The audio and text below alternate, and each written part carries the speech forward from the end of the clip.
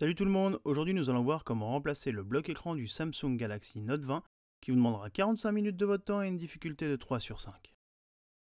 Avant de commencer la réparation, avec le code guide vidéo, vous aurez moins 10% sur votre panier lors du passage de votre commande sur notre site. Donc dans un premier temps, nous allons devoir éteindre le téléphone. Une fois éteint, nous allons pouvoir retirer le S Pen ainsi que le tiroir SIM. Maintenant que tout est retiré, nous allons pouvoir chauffer la vitre arrière. Pour cela, munissez-vous d'un décapeur thermique ou d'un sèche-cheveux afin de ramollir le sticker qui maintient la vitre arrière en place. Vous pouvez chauffer durant 20 à 30 secondes.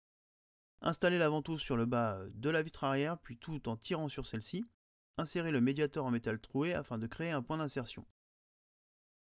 Pour décoller la vitre arrière, il faudra remplacer le médiateur en métal troué par ceux en plastique. Et il faudra finir par faire le tour du téléphone afin de décoller la vitre arrière. Voilà, faites bien le tour. Si jamais vous rencontrez des points durs, n'hésitez pas à rechauffer. Une fois la vitre arrière décollée, vous pouvez la retirer et la mettre de côté. Passons maintenant à la nappe d'induction. Il faudra dévisser les 6 vis cruciformes qui la maintiennent en place, décoller la nappe du haut-parleur externe et de la partie droite du téléphone. Une fois retiré, nous allons pouvoir soulever la plaquette en métal afin de venir déconnecter la nappe induction qui est encore connectée sur la carte mère. Maintenant que la plaquette est retirée, nous avons accès à la batterie pour déconnecter celle-ci de la carte mère.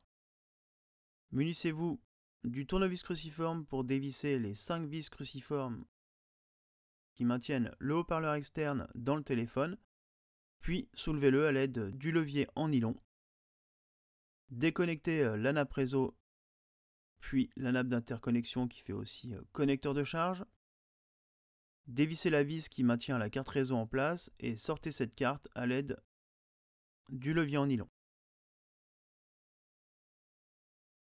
Nous allons pouvoir maintenant retirer le connecteur de charge, dévisser les 2 vis cruciformes qui le maintiennent en place et déconnectez-le de la carte mère avant de pouvoir l'extraire du bloc écran. Passons maintenant à la nappe de l'écran. Dévissez les 2 vis cruciformes qui maintiennent la plaquette qui tient la nappe de l'écran à 90 degrés par rapport au bloc écran. Une fois la plaquette retirée, déconnectez-la de la carte mère. Puis sortez-la du logement du bloc écran afin de venir déconnecter la nappe rallonge de l'écran. Voilà, vous pouvez maintenant mettre de côté cette nappe. Nous allons à présent retirer la nappe réseau afin d'avoir accès à la batterie. Une fois cette nappe retirée, nous allons pouvoir retourner le téléphone pour chauffer la partie de l'emplacement de la batterie pour ramollir son sticker. Une fois que vous avez chauffé cette partie, retournez le téléphone et sortez la batterie à l'aide du mini iSesamo. Il faut faire levier avec le côté plat du iSesamo. Une fois celle-ci légèrement soulevée, vous pouvez insérer la carte en PVC afin de venir décoller la batterie du bloc écran. N'hésitez pas à forcer légèrement pour casser le sticker et extraire la batterie du bloc écran. Pour finir, sur la partie basse, munissez-vous de votre décapeur thermique ou du sèche-cheveux afin de ramollir le sticker du vibreur. Il ne vous restera plus qu'à le sortir à l'aide de la pince Bruxelles en passant dessous sur le petit ergot qui se trouve dessous. Passons maintenant à la partie haute, dévissez les 5 vis cruciformes qui maintiennent le cache carte mère en place, puis soulevez-le à l'aide du levier en nylon. Vous pouvez maintenant le mettre de côté. Passons maintenant à la carte mère, déconnectez la nappe du S Pen, la nappe de l'écran, et enfin dévisser la seule vis cruciforme qui maintient les caméras en place. Pour sortir la carte mère, il faudra la soulever à l'aide du levier en nylon et la faire glisser vers le bas pour la sortir. Voilà, pour plus de facilité au remontage de la carte mère, nous allons déconnecter la caméra avant de celle-ci à l'aide du levier en nylon. Avant de remonter toutes les pièces dans le nouveau bloc écran, n'hésitez pas à liker la vidéo, à vous abonner et à activer les notifications pour ne manquer aucune de nos vidéos. Donc voici le nouveau bloc écran. Il faudra retirer toutes les protections qui se trouvent à l'intérieur avant de venir installer les différents composants. Commençons par la carte mère, soulever la nappe de l'écran et la nappe du S-Pen et glisser la carte mère en commençant par le haut de celle-ci dans le châssis. Une fois en place, revissez la vis cruciforme qui la maintient en place, reconnectez la nappe du S-Pen et de l'écran. Munissez-vous de la caméra avant que vous viendrez remettre dans son emplacement et que vous viendrez reconnecter sur la carte mère. Munissez-vous du cache qui vient par-dessus la carte mère et installez-le à son emplacement. Une fois celui-ci en place, revissez les 5 vis cruciformes qui maintiennent le tout en place. Passons maintenant à la batterie. Pour venir la replacer dans le téléphone, nous avons utilisé des stickers universels que nous avons coupés à la bonne longueur. Nous les avons ensuite séparés pour les installer de part et d'autre de la batterie.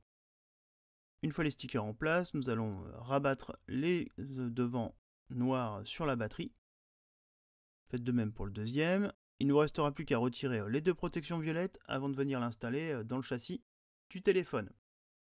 Voilà, donc vous pouvez maintenant installer la batterie dans son emplacement. Une fois celle-ci en place, nous allons pouvoir passer sur la partie basse, réinsérer le vibreur dans son logement. Nous allons à présent reconnecter la nappe de l'écran. Pour cela, reconnectez-la sur la nappe qui sort en bas du bloc écran. Reconnectez-la à présent aussi sur la carte mère. Une fois en place, nous allons pouvoir remettre la petite plaque en métal qui maintient la nappe dans l'emplacement du bloc écran. Et revisser les 2 vis cruciformes qui maintiennent le tout. Munissez-vous du connecteur de charge que viendrez glisser dans son emplacement. Revissez les 2 vis cruciformes qui le maintiennent en place et reconnectez-le sur la carte mère. Munissez-vous de la carte réseau que viendra appliquer en bas à gauche du bloc écran. Revissez la vis cruciforme qui le maintient en place et reconnectez la nappe d'interconnexion. Munissez-vous de la nappe réseau que viendrez reconnecter sur la carte réseau et sur la carte mère. Passons maintenant au haut-parleur externe. Reclipsez-le en bas du bloc écran et revissez les 5 vis cruciformes qui le maintiennent en place. Passons maintenant sur la partie haute. Munissez-vous de la nappe de recharge par induction que vous viendrez connecter sur la carte mère. Une fois connecté, faites de même pour la nappe de la batterie et rabattez la plaquette en métal par-dessus. Revissez les 6 vis cruciformes qui maintiennent cette plaquette en place.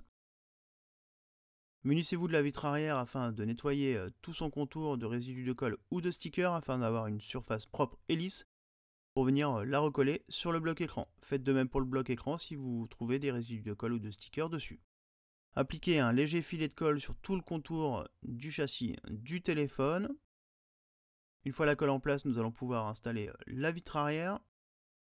Voilà, munissez-vous de la vitre arrière, installez-la sur le bloc écran, puis mettez-la sous presse pendant une bonne heure avec des pinces ou sous des livres souples avant de pouvoir utiliser votre téléphone.